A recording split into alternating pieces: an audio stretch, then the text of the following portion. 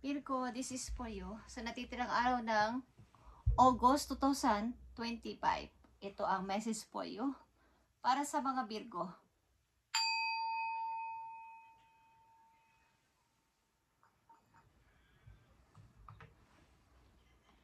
Sa natitirang araw ng August 2025, Virgo, ano na ang inyong kalagayan, guys? At ano na ang inyong kasalukuyang sitwasyon? At ito ang unang message po you.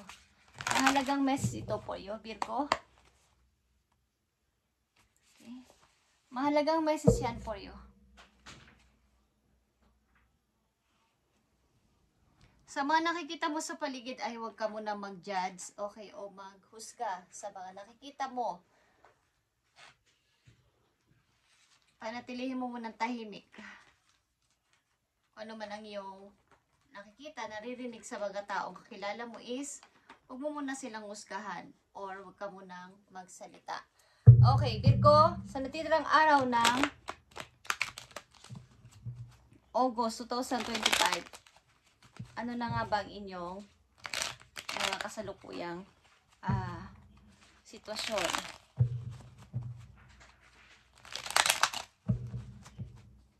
Para ito sa iyo, Virgo. Titignan natin ang 4 na message po you.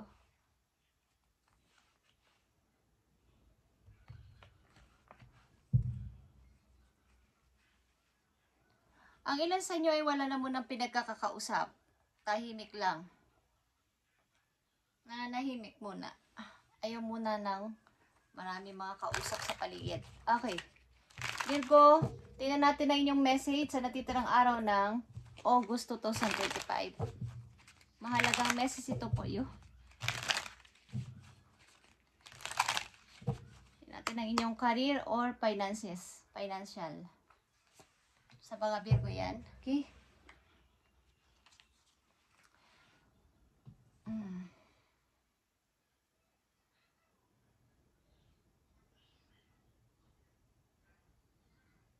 Ang ilan sa inyo ay nagpo-focus talaga sa material world. And kailangan nyo rin ng meron kayong divine gift. Ulit-ulit ito sa inyo, guys, sa mga Virgo, sa ilan kong nabasa mga nakaraang mga linggo sa inyo. Ang ilan sa inyo ay hindi naman lahat, ang ilan sa inyo ay nagkaroon ng spiritual awakening. Kaya ang ilan sa inyo ay nakakaranas o nakaranas o sa kasalukuyan yung nakakaranas pa rin kayo ng mga mabibigat na sitwasyon. Pinupulso kayo ng inyong guidance na mag-iba ng direksyon. Mag-change na mga pananaw sa buhay sapagkat kayo ay may purpose. Meron kayong life purpose o meron kayong dapat pang gawin kesa sa inyong ginagawa sa ngayon. Okay, mahalagang message sa'yo sa pagtatapos ng August 2025, Virgo. Tingnan natin itong maaari yung sitwasyon, Virgo. Andito ang The Magician, guys. Okay. Handa ka naman na sa kahit ano. Baga sa mga tools na gagamitin mo ay kompleto naman na. Kaya lang yung pagdedesisyon at pagsasalita pa ay hindi mo pa sinasabi. Meron kang planong tahimik ka lang at sikreto sa mga Virgo na nandito sa reading. Okay. 9 of Cups is here. May masaya ka din kalooban sa ngayon. Masaya yung puso mo. Okay? Kontento ka kung anong meron ka sa ngayon sa iyong buhay. Parang pakaramdam mo ay nandyan na lahat. Okay? Pakaramdam mo ay malapit ko nang matupad yung pangarap ko. O nandyan na, malapit na. Konting-konti na lang matutupad ko na to. Ano man ito, guys. Okay? At nandito ang Knight of Swords. Kapag ikaw ay may naisip na plano, gusto mo agad pasimulan. Bawa, nag-iisip ka pa lang dito na, sasabihin ko na ba to, gagawin ko na ba to, pero hindi muna. kontento na muna ako sa ganitong kong kalagayan. Because parang nasa akin naman na lahat o nandito na. Kaya lang pag mayroong kaulit na isip bigla-bigla ay agad-agad mong sinusubukan o gusto mo agad subukan nang walang pag-iisip na napaka tagal. Kumbaga ay padalos-dalos ang ilan sa inyo mag-isip, careless, okay? At andito ang Page of Swords. Meron kayo mga sinasaliksik sa buhay. Kumbaga, ang ilan sa inyo ay mapag-research, mapag-naliksik. Lalo na pag about sa may kinalaman nito sa pagtatagumpay sa buhay. Mahilig kayong magbasa, mahilig kayong mag-research, okay, kung saan-saan, ito man ay sa books or sa internet. Mahilig kayong magbasa-basa or magtingin-tingin. Yung mga salitang how or why, okay? Baga mausisa kayo sa anumang bagay na may kahahantungan, yung may kabuluhan. Okay, Virgo? Tingnan natin ang message po yo sa natitirang araw ng August. Every hurricane comes to an end. Okay, kung kayo nakakaranas talaga ng mahirap sa inyong kasalukuyan, ito naman ay mag-e-end na. Okay? Lahat ito ay mapunta na sa pag-e-end o matatapos na, katulad ng pagtatapos ng August. Okay? Is matatapos din ito. Huwag kayong mag-alala. At about sa inyong financial, okay, andito ang gossip. Minimize drama and take personal responsibility to act with integrity. There's some buzz around what you're doing right now. And your personal challenges might be distracting you from your work. Okay. May mga manaka-naka lang na parang may mga taong nagdi-distract sa inyo kapag kayo ay merong mga plano. Kaya, kung mga pinag-uusapan kayo, lalo na pag sa trabaho ninyo, maraming ito man ay good gossip or bad gossip. Masamang chismis o mabuting chismis, kayo ay pinag-uusapan o kayo ay tinitignan nila. Pinag-uusapan kayo na sa inyong workplace. Madali kayong mapansin na mga tao na to. Okay? So, minimize drama and take personal responsibility to act with integrity. Huwag nyo silang pansinin. Okay? Para sa mga Virgo na nandito sa reading, Two of Emotion is here, Two of Cups is here. A relationship grows closer at two people fall in love, or current relationship grows much stronger. Kung kayo ay babago pa lang ng iyong minamahal, is magpupunta ito sa pinaka para mag-i-strong pa ang inyong pag-iibigan ng iyong minamahal, Virgo. At kung nasa relasyon ka na, mas lalo pa ito magiging powerful sa mga susunod pa mga araw, buwan o taon-taon sa inyo. Okay? Ito ay spiritual connection. Ikaw ay nai-involve o mai-involve sa taong talaga magkakaroon ka ng, baga pareho kayo ng pakaramdam. Ito ay magnetic connection, guys, or spiritual connection. Mutual respect and understanding. May mutual kayong pakaramdam at respeto sa isa't isa.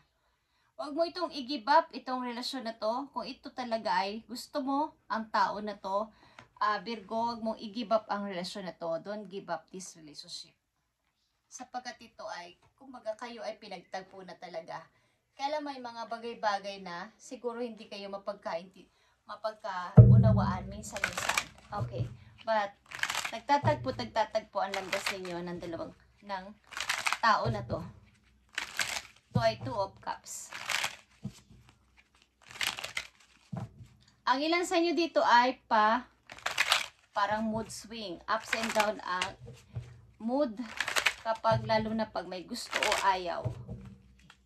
Biglang magdi-decide, biglang i-stop at bigla na namang mag-iisip. Okay, magre-research, mag-iisip. Okay, Virgo, tingnan natin ang message po yo sa natitirang araw ng August 2025. Nandito ang savings.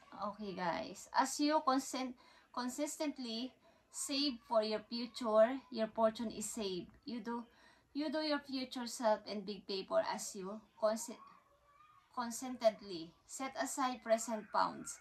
This is a part of your self-care and your path for feelings secure as you focus upon your life purpose. Okay.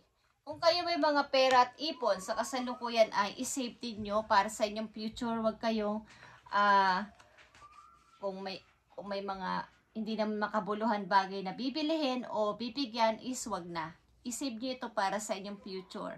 Okay? Para kayo ay, kumbaga, iniisip po din na kayo ay mas secured pagkatapos ninyong pag naiisip nyo yung inyong future, ang inyong pagre-retiro, kung sakasakali man, is mula sa araw na to ay ingatan ninyo ang inyong ipon at isave itong mabuti kung saan man kayo nagtatago ng pera. Okay? Maraming sa trabaho ninyo o sa paligid ninyo ay maraming mga mata nagmamasid sa inyo. Tinitingnan ang inyong mga galaw at ang inyong mga kinikilo, ang mga desisyonan. Lalo sa inyong workplace. Ito man ay good or bad na, chismis is kayo ay pinag-uusapan sa inyong trabaho. Message mo sa mga Virgo, paparte na message sa kanila at bigyan sila ng payo. Please send my message para sa mga Virgo.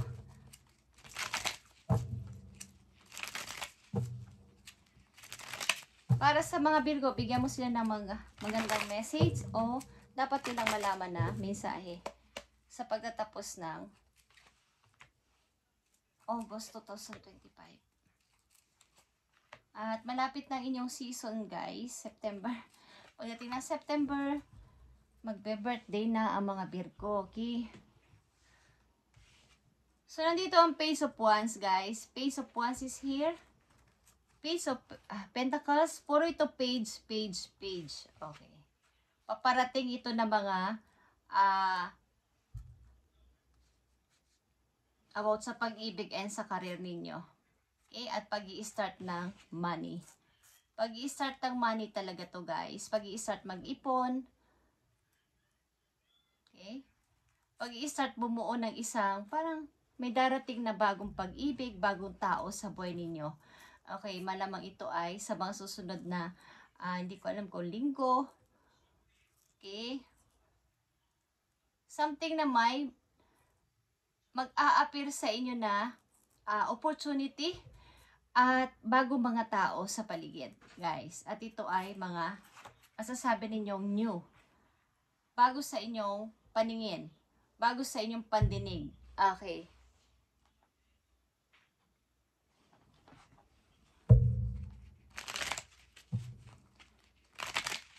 Pag kayo ay may ipon at may pera kayo ay isipin niyo ang inyong future, guys. Isip niyo ito at isecure ang inyong ipon.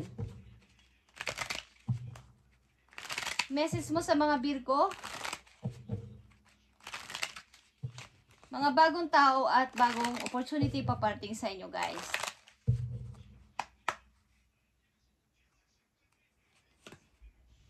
Message para sa inyo, guys. Crew. Crow is transition. Ito ay uwak. Okay. Which part of your life is or maybe going through a transition? Maybe you are changing relationship, career or cities. Whatever it is, the crow is signaling that you are ready to make the change. Ikaw ay ready na talaga sa pagbabago sa mga Virgo na nandito. At transition ito. Maaring ikaw ay na-broke sa pag-ibig. O kaya ay gusto mong magpalit ng career. Gusto mong magpalit ng city. Lumipat sa ibang city. Kung ano man ito ay signaling ito na ikaw ay ready na sa pagbabago. Itong mga gusto mo na to. Kung sabi mo na ikaw ay na broken heart. Tapos, andali mo na nakapag-healing. Hayaan na yan. Kasi, may marami pa namang darating. Kumbaga, iisa pera mo na muna yan. So, kung hindi ka na masaya sa work mo, parang iniisip mo na, lumipat kaya ako ng trabaho. Kung ikaw naman ay, parang antagal mo na sa place na yon na parang walang opportunity, naiisip mo na magpalit ng city, lumipat ng bahay, is, ito yung signal na ikaw ay gusto mo ng pagbabago. Okay? At kaya nandito ang Page of Wands and Page of Pentacles and Three of Pentacles ay nangangahulugan ito ng transition. Maraming pagbabagong paparating sa buhay mo at ito ay mga bago talaga. Bagong mga makakakulab, bagong mga opportunity is paparating sa'yo. Okay, Virgo, this is your reading today sa natitirang araw ng August 2025. At maaring malapit na ito magtapos itong storm na to na naranasan mo sa buhay o mga problema na to. Kaya lang kapag kayo ay magdidesisyon ay kailangan pag-isipang mabuti. At huwag padalos-dalos sa ilang Virgo, okay? Huwag masyadong maaring andyan na. Ikaw lang ang kailangan mag-decide, kaya lang ay pinag-iisipan mo talaga dito. Maaring ang iyong mood ay ups and down. Gagawin ko ba to o hindi? O, dito na muna ako. Okay pa naman ako, okay. Meron kayong mga kaisipan na ganito sa mga Virgo na nandito. At maaaring hindi naman kayo yung tipong nagigipit sa money. Okay? But, may mga ilang Virgo dito na gusto ng panimula sa buhay. Okay. Gusto niyo magpalit ng career, cities, or ng mga bagong tao. Bagong city. Bagong mga makikilalang tao. Ilan sa inyo ay mag-a-appear ito sa mga susunod na araw o linggo sa inyong buhay. At pakaramdaman ninyo kung gusto nyong gawin ito. Dahil nandito ang message nyo na crew. Okay, ito ay transition at ang uwak ay matalino. Okay, napakatalino ng ibon na to, guys. Sobra. Thank you, guys, and thank you sa mga Virgo na nandito sa reading. At kayo ay pagpalain ni God sa inyong mga gagawin at isave ninyo ang inyong pera. Kung mayroon kayong ipon na sa kasalukuyan, isave nyo to ng napakaayos. At para sa inyong future, kayo ay secure. Okay? Thank you and God bless, Virgo.